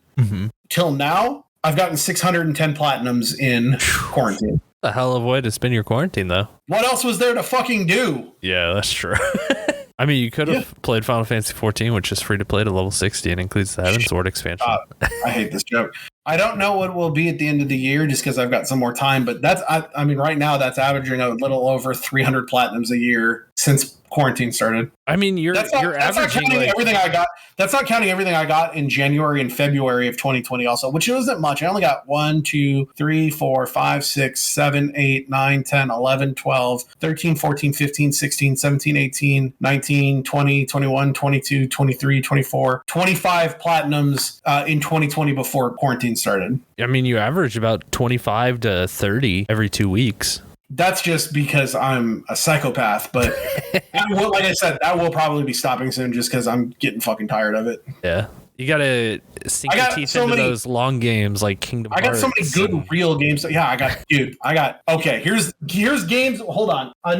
Here's games that I got that I've bought recently that I want to sink into quick. Okay. This is a mix of good games and shitty games that I bought. So first of all, shitty games. I got the Fast and Furious Spy Kids game, the game based on the Netflix kids show. Because it's called Fast and the Furious Spy Kids: The Rise of Shifter, but Shifter is spelled with like leet speak. Oh, yeah. Because that has online too, but it's like play a match. So or win 5 matches. But the nice thing is that unlike that Crossroads game where you have to play 400 matches and it won't work unless everyone's online, if no one is online playing it, they let you just race the AI and it still counts as online matches. So I just have to win 5 of those. I've also got the Addams Family video game based on the newest movie, which is apparently really fucking simple. So I think it'd be fun to do that. But like real games that I want to play, I don't know how many I want to say because I might want to do episodes on them. So I mean, that'll just get people excited for them. There's some real good games I want to sink my teeth into. Give me 30 seconds. Yeah. All right, just off the cuff, things that I know that I'd like to do relatively soon. I would like to maybe play Kingdom Hearts 1. I would definitely like to finally try to play Bloodborne.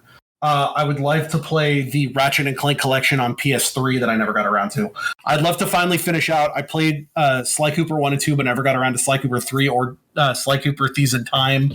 I just bought a couple... I bought Uncharted Golden Abyss because I've never played any of the Uncharted games, so now I have the Uncharted collection and that. So I wanted to maybe do 1, 2, 3, 4, Lost Legacy, and then like I have all these games next year that I'd rather be playing other than Christian club games.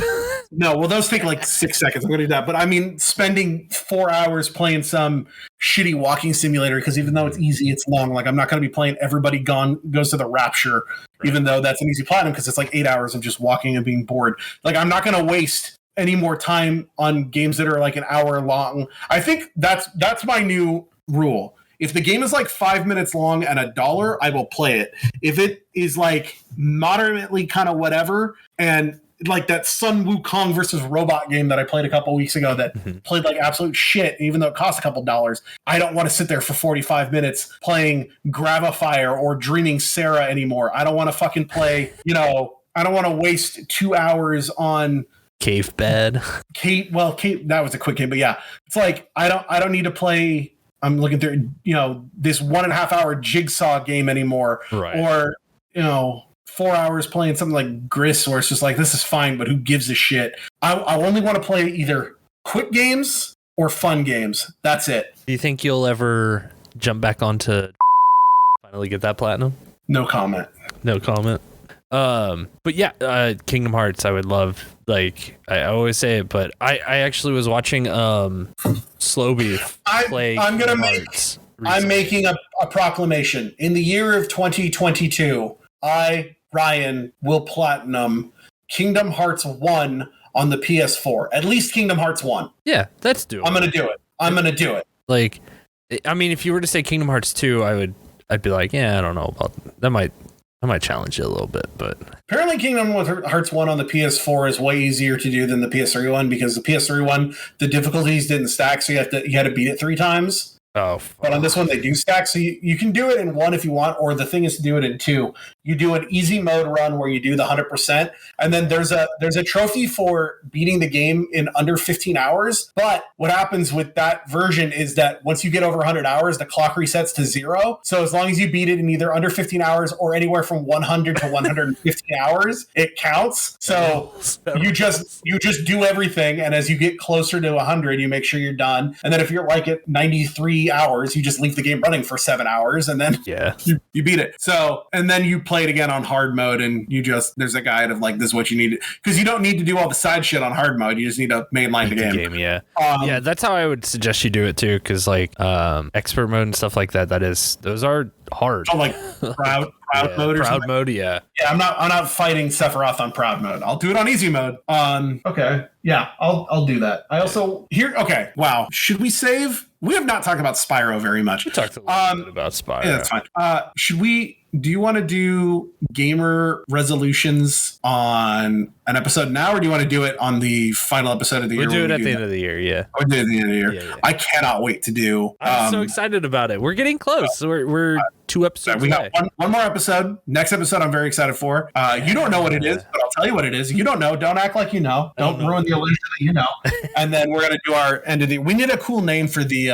I just wanted to call it G4ia, but fucking G4 came back. Holy shit. G4 came back, and it's like, I remember G4 being cool, and now it's like, what the fuck is this shit? I've watched a little bit of it. I'm okay with it.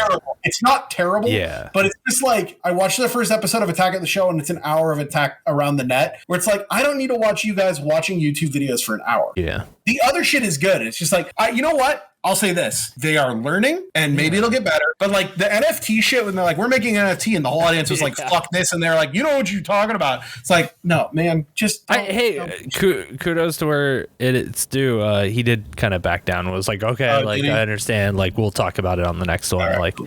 Yeah. Spyro the Dragon. He was like, I definitely don't want to die on this hill. So yeah, but Spyro, fucking anyway, the Spyro Collection, cozy game.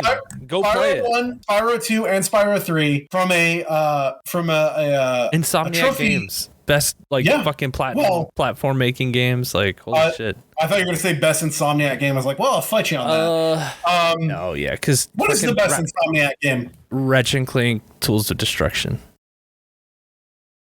That's Ratchet & Clank Future 1, right? I think. Yeah, I would say that one. That's my favorite. Was that the one on the PS3? I played. That's the only one. That's the one without trophies, I think. Yeah, I played that on the original just because when I got when I had the PS3, I was like, well, I got to play something. I already see these Ratchet & Clank games are fun, and I just played it. I was like, oh, this is fun. Yeah, that game is so fucking good. I love that game, and I would love that. Like, we're definitely gonna do Ratchet. Like a Ratchet show down the road, but like, oh yeah, I think that'd be good. Yeah, I really like. That's probably my favorite Insomniac game. I need to play Spider-Man, and I'm sure that one will probably jump up there. But if I had to like gun to my head, it's Tools of Destruction. I think honestly, if I had to do a top 3 of all of the best games that they have made, number 1 is Spider-Man. Number 2 is, did they not make no, that's Sucker Punch who made Infamous, right? Yeah. I always mix up Insomniac and Infamous for some reason. Insomniac and Sucker Punch. I could see it. They're both. I don't know. Like they're so second close. Party Sony. Yeah. Well, no, I think they're both first party now. Yeah, probably. Because then I think of like, oh yeah, my favorite Insomniac games are like Infamous and Sly Cooper. It's like, that's fucking Sucker Punch, you idiot. It's because they're all like, they all came around that same era. Like, because Ratchet & Clank was really hitting when like Jak and Daxter was hitting, which was when Sly Cooper was hitting. Did you ever play any of the Resistance games that they made? I never played Resistance, but I have the Vita game. I need to play that. Apparently it's got some easy trophies, and then all the online trophies still work, and they're pretty simple. So do you have a Vita? I do. Have Get Resistance Burning Skies. We'll play that together. I think I have that as like oh shit, something. I've got that. We need to fucking play the Nickelodeon game. Oh my god, yeah. We'll talk about that later. Top 3, I'm going to say my top 3 Insomniac games in order are Marvel Spider-Man, Ratchet & Clank, Rift Apart, and then this Spyro Collection, if you want to count that as an Insomniac game. Would you count that as an Insomniac game? No, because like... Probably not. While they designed it, I don't know. Like, I guess it is, because... No, I mean, would you not call Demon's Souls a Miyazaki game, although he didn't like make the PS5 one? Technically, these remakes are made by that Toys for Bob company that bought the Spyro license. Yeah. So it still feels I'll say the original. I'll say the original Spyro. Yeah. Because I have gone back and tried it out on the PS1 now. I want to talk about trophies. Yeah. Spyro the Dragon 1, really quickly. Like I said, there's one trophy in each world to do something funny on the side. Also, by the way, these are easier because they allow cheat codes, and there's a cheat code. The only cheat code you need is just get 99 lives. That way you don't have to worry about lives and game overs and like starting a level over. So put in the 99 lives code. It won't fuck with everything. And just get 99 lives. The end. That's all it does. It just takes that one annoying thing out of the way. Boom. Spyro is, I'm going to say the best platinum out of the 3 is Spyro 1, then Spyro 3, then Spyro 2. Spyro 1, really simple. Just every level has a fun little thing to do. Like, hey, flame every vulture in the Clifftown level. Or there's one for, in the Alpine Ridge level, detonate 3 explosive chests. You know, just fun little tasks to do. You know, light 3 fireworks within 15 seconds on the Terrace Village level. Free a trapped chicken on the Misty Bog level. And so you'll get to go down and do them. Spyro 2 has the same thing. There's like one trophy for each level. but I don't know why. One of these games had a one where you had to fight the boss without getting hit, and it was very annoying. I don't remember which game it was, but one of those was annoying. And then Spyro 3, same thing. There's one for each level, and it's not too hard. And at least on this one, they actually straight up tell you which level it is, whereas before you need a guide. But here on the third one, they just say, here's the level, here's the level, here's the level. All of these are fun. You get 3 platinums for the price of one. Each one of these games can be done in about a day. And I'm going to give this collection for platinum trophies. I'm going to get for trophies alone, it's getting a gold. And for fun alone, it's getting a gold. That's where I stand, baby. What do you think? I'm right there with you. I think this gets a gold. This trilogy is fucking fantastic. Well, with like the Crash one, I think there's some weird stuff because of how that game was designed versus how it was ported into the future. And it just doesn't really work. Same with like some of the platforming in that game. It just doesn't really work in today's standard. Where this game, quite the opposite. Like everything is perfect. It is exactly how it feels back in the day. Like if you were to boot up the old PS1 version, it's going to feel more similar and close to that experience today on the PS4, and it still feels good. Like it feels awesome. Like of all the like early PlayStation trilogy collections that you can go get, I'm gonna put this at the top of like the ones that you should definitely go buy, not only for trophies but just for fun. But like if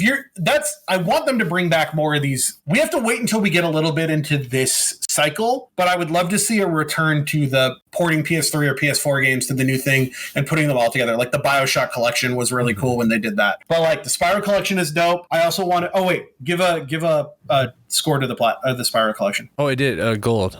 Great. Yeah, we get that. We love it. I want to recommend to let's each recommend 3 PlayStation trilogy collections, and you go first, and then I'll do ones that you don't say. Okay. I would definitely say Spyro for sure. That one doesn't count because we already. Count.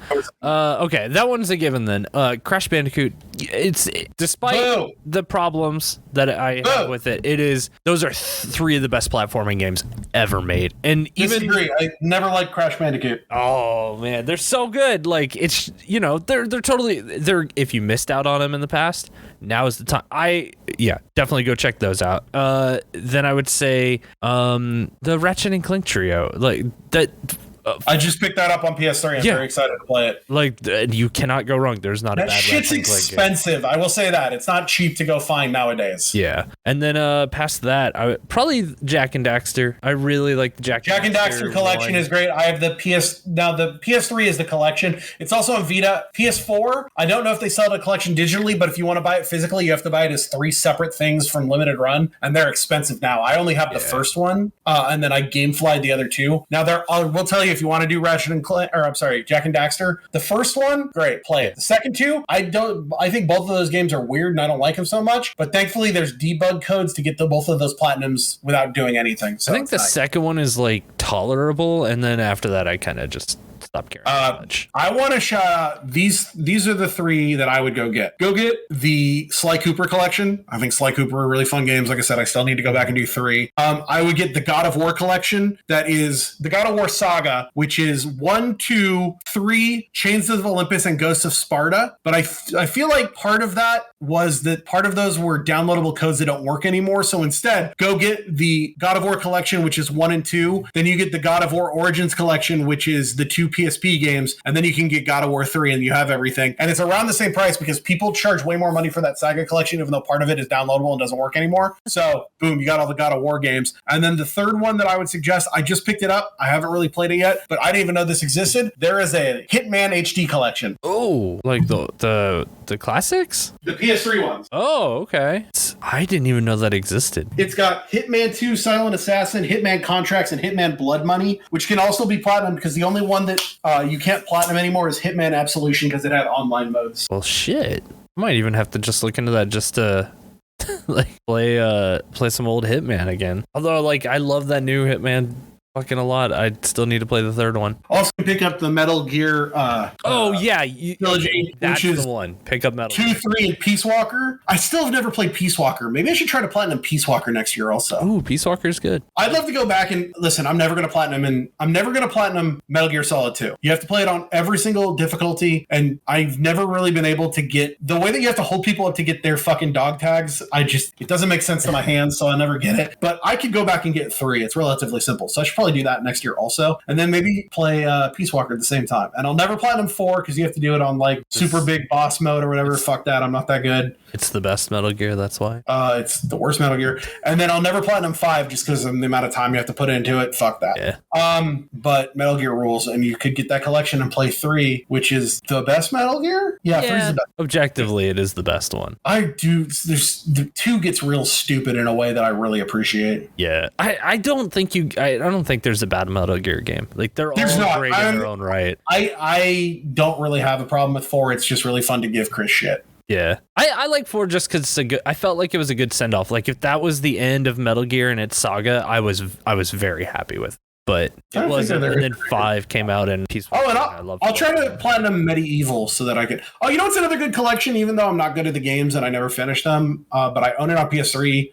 Was the Shadow of the Colossus and Ico collection was cool to have. Oh yeah, I would love to see more PS1, PS2 like remakes or just up-reses as collections. You know what I want more than anything, because I never got to play them, but I saw them being played by friends back in the day, and I've heard friends talk about them. But I would love a Legacy of Kain collection. Ooh, okay. Who fucking owns that? I want to finally be able to play those, because those are apparently pretty expensive. I think they're pretty expensive to get the old versions. Yeah. I have no idea what they're about. I just know that they're like interconnected with deep fucking lore. Put those out. Let me play those. What do you want right now if you could have a collection of games from the past? What's the collection, the trilogy collection or whatever that you want? Sonic Adventure.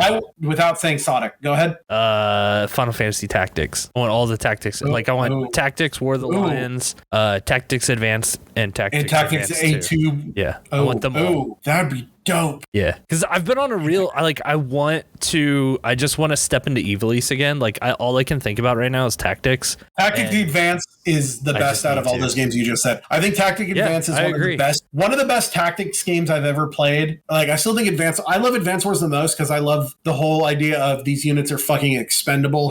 That's the reason I never really gelled with Fire Emblem, is because it's like, oh, my sweetheart, my best character. It's like, no, this is fucking war. These people are pawns. You fucking lead them to their death to win. Fuck them. They are units to be used. Advance Wars. If I remember correctly, I think Advance Wars is made by the Fire Emblem team. It was kind of like a little small passion project that they just worked on. They did in the background. Yeah, they should have made more of those.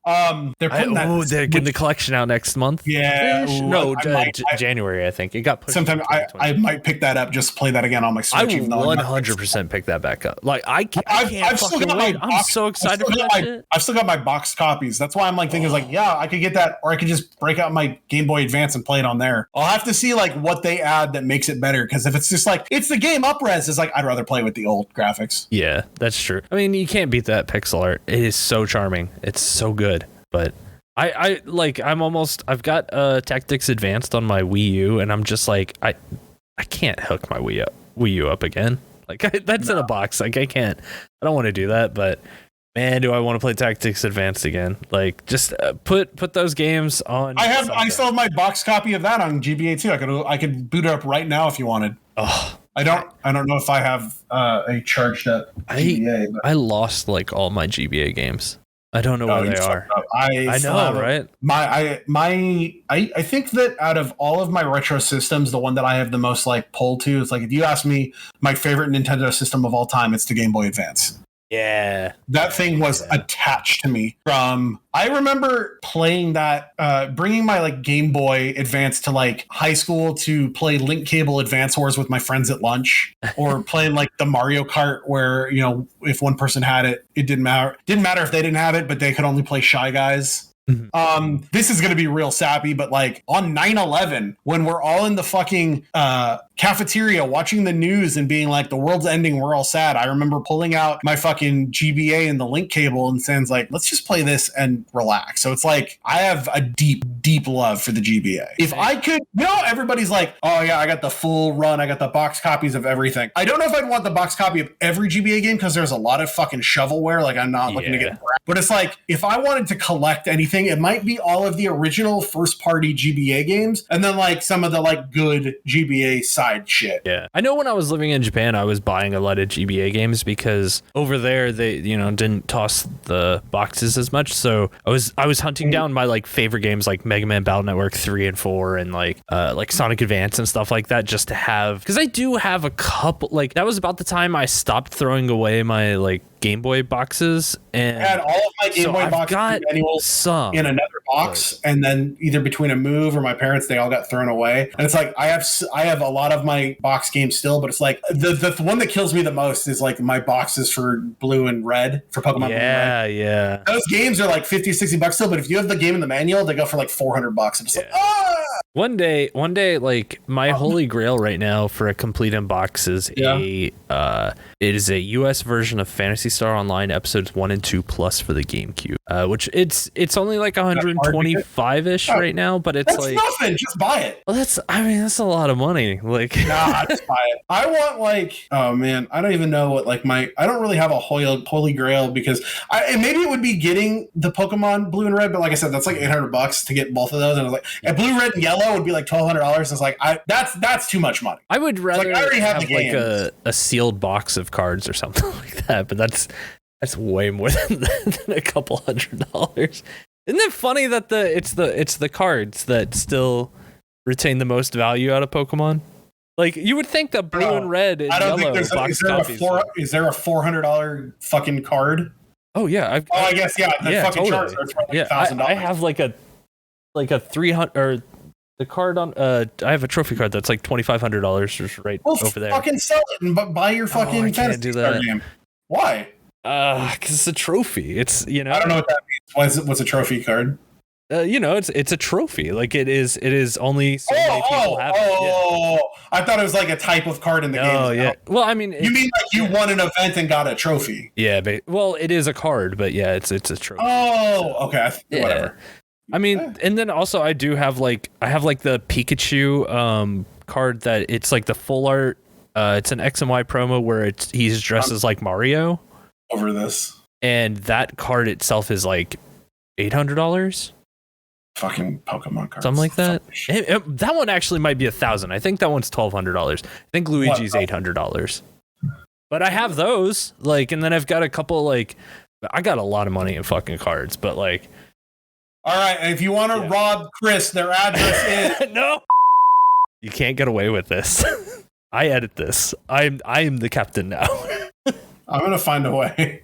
Hey, I do have an email that I would like to highlight before we go. Oh yeah, this has been a weird episode. We kind of got off the rails. Hey, email number 1. Email this episode. Email this podcast. Was this a good? Yeah. Let us know. Did you like how much we jumped around? Number 2, did 10 people email you to make you buy a PlayStation? Okay. So here's the thing: we were close to 10. But we didn't even get 10 people to fucking. Hang on. Let me count. How are we the 31st best podcast in Australia? And I think we actually had 9 emails about it. Hold on 1 second. We got how many? I think 9. I have more. Well, here's the thing. One of these emails, though, goes against what you were saying. So you got 8 in favor and 1 against you. Wait, hold on. You're about to get an email. Uh-oh. Are you sure? I just sent an email, so that's the 10th one. So now you got to buy one. Well, this email tells me, it says, "Dear Chris, this letter will probably get thrown away by Ryan because I'm about to make him mad. I cannot, in good faith, recommend you buy a PS5. Shut up. Even as a joke. $500 is too much to ask someone to spend on anything. If the PS5 was $100, then I'd tell you to. You've got like 6 dumb cards that are worth $1,000. Just sell one of your dumb cards and get a PS5. Oh, I can't, because like that card is. Who's sending this? Who's the traitor? Who's the Judas of this podcast? Name this person. It was Tylon. Oh, banned forever. Do we have a real email? One that isn't from a traitor? I just got do it. Oh, that's from me. I can't believe how many of them say, "Hey Chris, go buy a PS5, you fuck." Great. Hey Chris, so they listened. They got through. Wait, I'm gonna send you a secondary email from my business account that I use for actual doctor stuff, and that'll count as 10. Okay. Oh yeah, but to continue, this is the PS5 looks great and everything. But I'd like to get one myself had I not just bought a Series X. You could also. Well, there's your waste. Don't buy a fucking Xbox. Xbox sucks. Fucking Xbox. See, Tylon agrees with me by saying you got about a good year left on your PS4. 2, if you're a fan of low quality versions gigabytes of games. All in Buy all, a PS5, get what you're comfortable with. Buy a PS5, you dumb fuck. You know what's funny though? It's Christmas. Our PS4 is like dying. Get a PS5. Struck now because it'll just turn itself on and just be like beep beep beep beep, beep, and I'm like, are you gonna explode or like what's going on over here? PS4. So it is unplugged now. When right now you're in Phoenix, Arizona, and I have your address, I'm gonna fly to your house. I'm gonna fucking break in and I'm gonna smash your fucking PlayStation. I'm gonna make you think your dog did it. Oh no! Well, my dog won't be here. Just buy a PS5. Okay, hold on, stop. Yeah. Here's the legit thing. Trade in your PS4 while it's still kind of working to GameStop before they realize how fucked it is. And then use that money to go towards a PS5 so it's not $500. Or do you think I should try and sell it on eBay and be like, hey, it has PT. Oh, but then I have to give up my PlayStation account, don't I? No, because then you wouldn't be able to have your PlayStation account anymore. Yeah, I didn't know it had PT on it. I do have PT. Don't sell it. You can never sell it. Yeah, that's the thing. I'm like, and I don't want it to die either because I have PT. Like, I have it. I didn't know you had PT. I have PT on my account, and for some reason, I don't know what happened, but my old PS4 that I got rid of, I was gonna keep it when I got the Pro because it's like, this has got PT, and then one day it wasn't there. I don't know if I accidentally deleted it or what happened, but it was just gone. It's like, I'm never getting PT's gone. I'll never get it. So I have PT. It's like in my library, PT is there. Can't download it. But I can't download it. That sucks. Hopefully, all the rumors about Silent Hill coming back. Maybe. Don't buy the Silent Hill collection. I hear it's buggy as shit. Oh, that's a bummer. I love those games. Apparently, it's a buggy fucking mess. This is episode 10. Did you enjoy it? This is episode 10. Was this a good one? This was a weird one. This was us just kind of vomiting into a microphone. It was fun. The next one I think will be really good because it'll be more like this was a weird one because it was mostly like Spyro was an excuse for us to talk about nostalgia. Yeah. The next episode, which is my episode, I want to talk about I'm laser focused on talking about a game and not only the game itself, but all the side stuff and what it took to get the platinum versus you've been playing this and what you did to just play it. In the next episode, we're talking about the first platinum I got of 2021, which coincidentally going back was I think the best game of 2020 that I played in 2020. I finished it right after 2021 started, like a few days in, so I still counted as the best game of 2020. Yeah, it was a really late entry, right? For me, I started playing it in December. I think it came out I finished it. No, I feel like it came out. Whatever. We're talking about Yakuza Like a Dragon. Yeah. We're playing Yakuza. Yeah. Yakuza. I think we're playing Like a Dragon. We're playing Like a Dragon, Like a Dragon. Yeah. What's it called in Japan? It's called Like a Dragon. Ryuga Gotoku. What's that mean?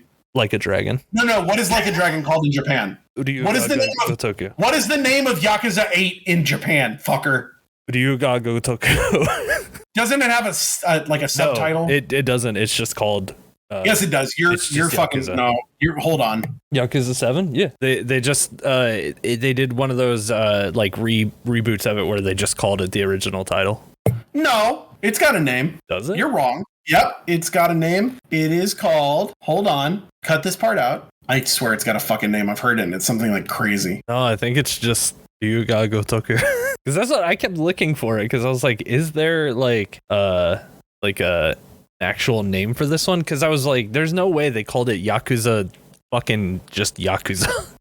Okay, everything now is saying that it's just called Like a Dragon 7 over there, but I swear it had a fucking name. It had some name like the mystical fish dragon. Here it is. The Whereabouts of Light and Darkness. Ryuga Gotoku 7 Hikari to Yami no Yuki. Meaning Like a Dragon 7, The Whereabouts of Light and Darkness. Yeah, that's roughly, yeah. Weird. Why don't they have that on the Wikipedia? But apparently, maybe that's what it was going to be called, and then they scrapped it for just calling it Like a Dragon 7. Yeah. Oh yeah, I see it right here. Hikari to Yami no Yuki. Like a Dragon 7. The Whereabouts of Light and Darkness, which is cool. But also, okay, listen, we're going to talk about Yakuza Like a Dragon. We are. One of the best games of 2020. I would call it the best game of 2020. There's a couple other games that are very, very good in 2020, though. But I would call that the best game of 2020. and we're going to talk about the whole process. I took the platinum it versus you. Have you beat it yet? No, but I'm thoroughly enjoying it. Yeah. You can't play Endwalker until you beat Like a Dragon. Ooh. Yeah, that does throw a wrench into things. Yeah, motherfucker. What are you going to do about that? I'll beat it. I'll beat it. Because it's not a I will or I won't. You have to. I will. Like I'm like halfway through it already. So you are required to beat this fucking game. You have 2 weeks to do it.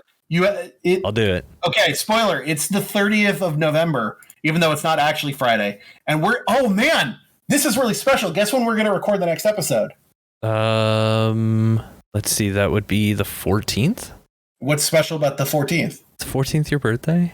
That's my birthday. Oh, well, we can't record on your birthday. We're going to record on my birthday, my special birthday episode. What the fuck do I care? It's quarantine. None of my friends want to do anything, and I'm going to be working that day. Who gives a shit? I mean, if you're comfortable with it, we can do it then, but I don't know. It's your birthday. It won't come out on my birthday, but we'll record it on my birthday. Right the Ryan birthday spectacular. The podcast is turning 11, and I'm turning a different number.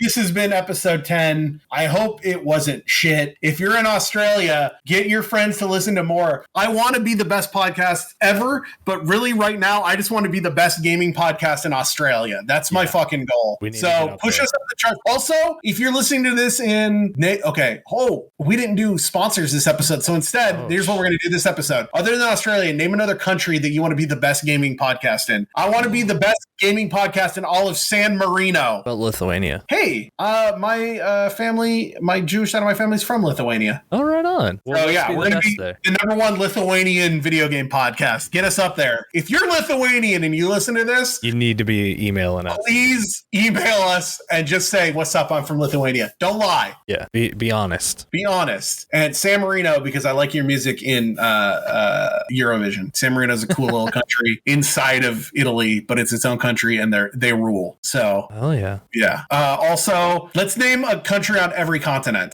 So we got 2 in Europe. We got Australia. We got 1 in North America that's here. I want to also be the best video game podcast in all of let's say Chile. Okay. Okay. You take Asia. Japan. Duh. No, that's too easy. Okay. Come on. Mongolia. Yeah, absolutely. Number one video game podcast of all. And for Africa, I want to be the number one video game podcast in all of the Ivory Coast. Oh, and we have to name a country for Central America. I'm going to say, wait, do you want to go? Central America, a continent? They're technically like a subcontinent. They are considered like their own region. Gotcha. So we can either pick something on the mainland like Ecuador, or we can pick an island like St. Martin or something. Or do you want to do? Let's do like an island. Okay, let's do. Because I'm an island. Island boys. Off. The Dominican Republic. Ooh, yeah. Yeah, I want to be the number one video game podcast in the Dominican Republic. So if you live in any of those countries, please tell all your friends to listen to this podcast and then let us know. I have a feeling nobody in any of those countries listens to this podcast. Look, if you're listening, but somebody in Australia does. So fucking download it. Yeah. So, but if there's ways that we can make it easier in those countries, let me know and I will make it easier for you. So put this up on Pornhub or wherever you need to watch it. We're not putting. No, I could get in trouble. This has been a long episode, and we're just kind of straggling to the end. So I'll say that I was Ryan. I'm Chris. This was a podcast, and it was a podcast about how I have more trophies than you.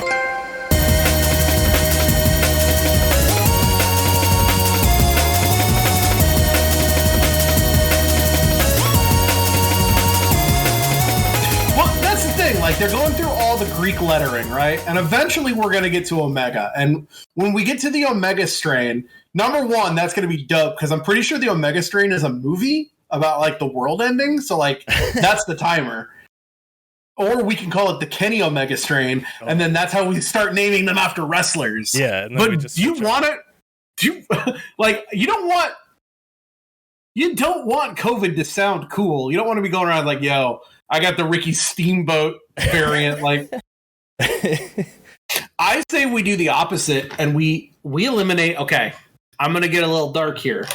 I say we start using naming variants after things to get people that we don't like eliminated. So let's why don't we call the next version the NFTs of COVID?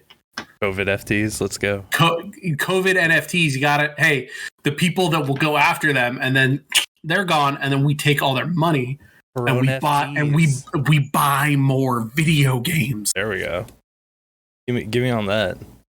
Are we gonna get in trouble for saying this? I don't know. I mean, why not? Let's get in trouble. Let's get dangerous, Darkwing Duck. What have you been up to? Oh, are we not recording? Oh, I am recording, but I was just seeing how you're doing. Oh, I was trying to start the opening. Oh, yeah, go for it. Or we just put this at the end. Yeah, I'll put this at the end. I don't know how I turn that into an opening. No. Are you ready to get body slammed by NFT COVID? NFT? No, we call them NFCs, non-fungible coronavirus. See?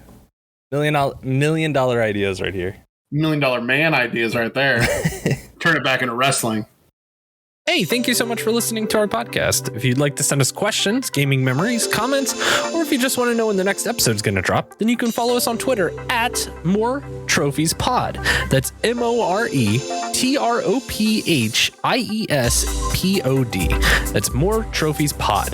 Also, you can email us at ihavemoretrophiesthanyou@gmail.com. It's just the name of the show, all one word, at gmail.com. Also, be sure to follow Ryan at Dr._Ryan on Twitter.